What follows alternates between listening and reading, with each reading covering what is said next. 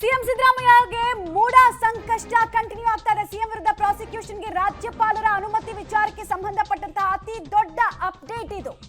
ರಾಜಭವನದಿಂದ ಮುಖ್ಯ ಕಾರ್ಯದರ್ಶಿಗೆ ನೋಟಿಫಿಕೇಶನ್ ಈ ಕುರಿತಂತೆ ಹೋಗಿದೆ. ಅಲ್ಲಿಗೆ ಸಂಕಷ್ಟ ಅನ್ನೋದು ಕಟ್ಟಿಟ್ಟ ಬುತ್ತಿ ಆಗ್ತಾ ಇದೆ ಸಿಎಂ ಸಿದ್ದರಾಮಯ್ಯ ಅವರಿಗೆ.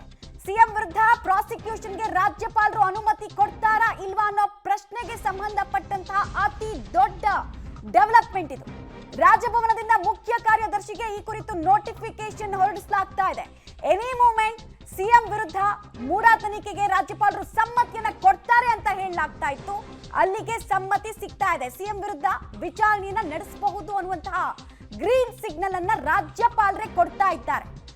ಅಲ್ಲಿಗೆ ರಾಜ್ಯ ರಾಜಕಾರಣದಲ್ಲಿ ಅತಿ ದೊಡ್ಡ ಬೆಳವಣಿಗೆಗೂ ಕೂಡ ಇದು ಸಾಕ್ಷಿ ಆಗಬಹುದು.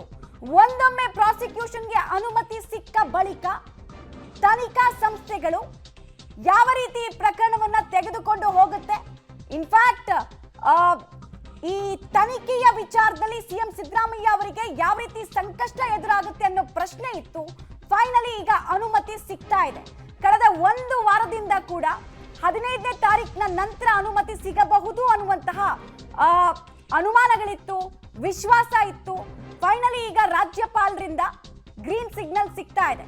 ಪ್ರಾಸಿಕ್ಯೂಷನ್ಗೆ ಅನುಮತಿಯನ್ನ ಕೊಡಲಾಗ್ತಾ ಇದೆ. ಹೀಗಾಗಿ ಕಾನೂನಿನ ಮುಂದಿನ ಸಮರ ಯಾವ ರೀತಿ ಇರುತ್ತೆ ಅನ್ನುವಂತಹ ಕುತೂಹಲ ಕೂಡ ಸದ್ಯಕ್ಕೆ ಕಂಟಿನ್ಯೂ ಆಗ್ತಾ ಇದೆ. ಪ್ರಾಸಿಕ್ಯೂಷನ್ಗೆ ಅನುಮತಿ ಕೊಟ್ಟಂತಹ ಯಡಿಯೂರಪ್ಪ ಅವರ ಪ್ರಕರಣದ ನಂತರ ಎರಡನೇ ಪ್ರಕರಣ ಅಂತ ನಾವು ಹೇಳ್ಬೋದು. ಇದನ್ನ ಹಿಂದೆ ನಾವು ಗಮನಿಸಿದ್ವಿ. ಯಡಿಯೂರಪ್ಪ ಅವರಿಗೆ ಪ್ರಾಸಿಕ್ಯೂಷನ್ ನ ಸಂಕಷ್ಟ ಏನೆಲ್ಲ ರಾಧಾಂತಕ್ಕೆ ಕಾರಣ ಆಗಿತ್ತು ಅಂತ. ಡೀಟೇಲ್ಸ್ ಕೊಡ್ತಾರೆ ಮಸೂದ್. ಪ್ರಾಸಿಕ್ಯೂಷನ್ಗೆ ಅನುಮತಿ ಸಿಕ್ಕ ಬಳಿಕ ಆಗುವಂತಹ ಅತಿ ದೊಡ್ಡ ಡೆವಲಪ್ಮೆಂಟ್ ಏನೇನಾಗಿರುತ್ತೆ, ಡೀಟೇಲ್ಸ್ ಏನೇನು ಕೊಡ್ತೀರಾ ಸದ್ಯಕ್ಕೆ?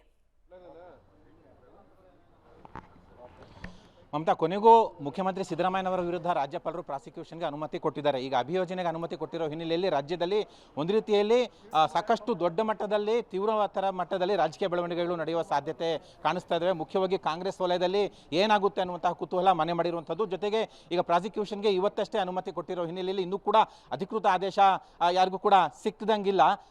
ಅಧಿಕೃತವಾಗಿ ರಾಜ್ಯಪಾಲರು ಇವತ್ತು ಪ್ರಾಸಿಕ್ಯೂಷನ್ಗೆ ಅನುಮತಿ ಕೊಟ್ಟಿರುವಂಥದ್ದು. ಈಗ ಮುಖ್ಯಮಂತ್ರಿಗಳ ನಡೆ ಕಾನೂನು ಸಮರ ಯಾವ ರೀತಿ ಇರುತ್ತೆ ಅನ್ನುವಂಥದ್ದು ಈಗಾಗಲೇ ಅದರ ನಿರೀಕ್ಷೆಯಲ್ಲೇ ಈಗಾಗಲೇ ಸರ್ಕಾರ ಮತ್ತು ಮುಖ್ಯಮಂತ್ರಿಗಳು ಕಾನೂನು ಸಮರಕ್ಕೆ ವೇದಿಕೆಯನ್ನು ರೆಡಿ ಮಾಡಿಕೊಂಡಿದ್ರು.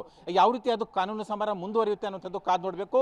ಕಳೆದ ತಿಂಗಳು ಸಾಮಾಜಿಕ ಕಾರ್ಯಕರ್ತ TG ಅಬ್ರಹಾಂ ಅವರು ಮುಖ್ಯಮಂತ್ರಿಗಳ ವಿರುದ್ಧ ಮೈಸೂರಿನ ಮೂಡಾ ಪ್ರಕರಣದಲ್ಲಿ ಒಂದಷ್ಟು ಸೆಕ್ಷನ್ಗಳನ್ನು ಹಾಕಿ, ಭ್ರಷ್ಟಾಚಾರ ನಿರ್ಮೂಲನೆ ಕಾಯ್ದೆ ಅಡಿಯಲ್ಲಿ ಒಂದಷ್ಟು ಸೆಕ್ಷನ್ಗಳನ್ನು ಹಾಕಿ ಪ್ರಾಸಿಕ್ಯೂಷನ್ಗೆ ಅನುಮತಿ ಕೊಡಬೇಕು ಅನ್ನುವಂತಹ ಕೋರಿಕೆಯನ್ನು ಇಟ್ಟಿದ್ರು. ಆ ನಂತರ ಅಂದರೆ ಕಳೆದ ಜುಲೈ 26ನೇ ತಾರೀಕು ಅವತ್ತೇ ಮುಖ್ಯಮಂತ್ರಿಗಳಿಗೆ ಅಂದರೆ ಸರ್ಕಾರಕ್ಕೆ ಸ್ಪಷ್ಟೀಕರಣ ಕೇಳಿ 7 ದಿನಗಳ ಒಳಗಾಗಿ ನೀವು ಸ್ಪಷ್ಟೀಕರಣ ಕೊಡಬೇಕು, ಯಾಕೆ ನಿಮ್ಮ ವಿರುದ್ಧ ಪ್ರಾಸಿಕ್ಯೂಷನ್ಗೆ ಅನುಮತಿ ಕೊಡಬಾರ್ದು ನಾನು ಅನ್ನುವಂತಹ ಒಂದು ಕಾರಣ ಕೇಳಿ ಶೋಕಾಸ್ ನೋಟಿಸನ್ನು ರಾಜ್ಯಪಾಲರು ಕೊಟ್ಟಿದ್ರು ಜುಲೈ 26ನೇ ತಾರೀಕು. ಅನಂತರ 10 ದಿನಗಳ ಕಾಲ ಅವರು ಪ್ರವಾಸಕ್ಕೆ ಹೋಗಿದ್ರು. 10 ದಿನಗಳ ಕಾಲ ಪ್ರವಾಸ ವಾಪಸ್ ಮುಗಿಸ್ಕೊಬಂದು ಮತ್ತೆ ಆ ನಿಟ್ಟಿನಲ್ಲಿ ಯಾವ ರೀತಿ ಕಾನೂನು ಮುಂದುವರಿಬೇಕು ಕಾನೂನಾತ್ಮಕವಾಗಿ ಅನ್ನೋ ಸಿದ್ಧತೆಯನ್ನು ಕೂಡ ಮಾಡಿಕೊಂಡಿದ್ರು. ಆ 10 ದಿನಗಳ ಕಾಲ ದೆಹಲಿನಲ್ಲೂ ಕೂಡ ಒಂದಷ್ಟು ಕಾನೂನು ತಜ್ಞರ ಜೊತೆ ಚರ್ಚೆ ಮಾಡಿದ್ದಾರೆ. ಎಲ್ಲ ಆಯಾಮಗಳಲ್ಲೂ ಕೂಡ ರಾಜ್ಯಪಾಲರು ಇದುವರೆಗೂ ಕೂಡ ಒಂದು ರೀತಿಯಲ್ಲಿ ಪರಾಮರ್ಶೆ ಮಾಡಿಕೊಂಡೇ ಈ ಒಂದು ತೀರ್ಮಾನಕ್ಕೆ ಬಂದಿದ್ದಾರೆ ಅಂತ ಕೂಡ ಹೇಳಲಾಗ್ತಿದೆ.